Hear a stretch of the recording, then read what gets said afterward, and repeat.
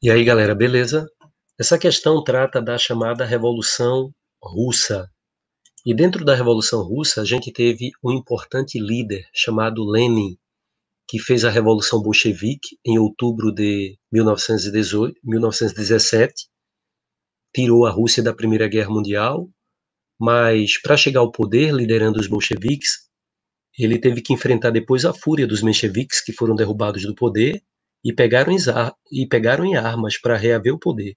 E aí houve a guerra civil entre mencheviques e bolcheviques.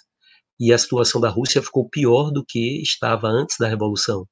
E aí, para tentar salvar a economia da Rússia, Lenin criou a chamada NEP, ao final da Guerra Civil, nova política econômica, em que ele adotou algumas medidas capitalistas para tentar tirar a Rússia da crise.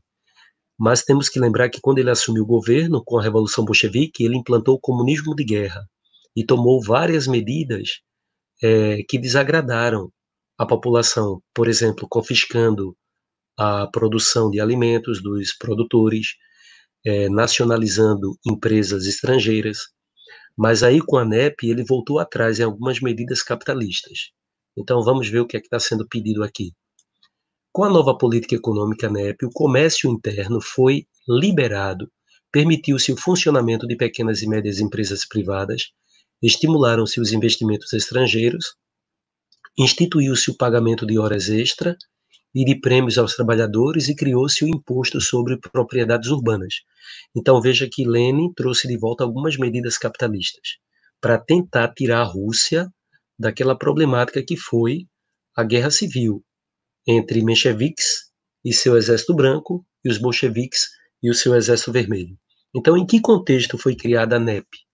Foi criada no fim da Guerra Civil, já é verdadeiro, devido à destruição da economia nacional e às tensões pela aplicação do chamado comunismo de guerra.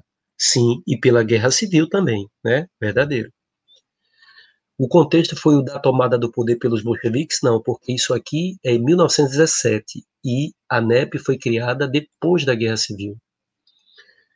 Foi no contexto do fracasso dos planos quinquenais? Não, porque isso aí já é Stalin, já é bem depois da NEP. A NEP durou até 1928, né? Então ela não existia em 30. Foi no contexto da Revolução de Fevereiro? Não, porque a NEP, olha, é no contexto da Guerra Civil, no comecinho dos anos 20, e não bem no comecinho da Revolução Russa, né?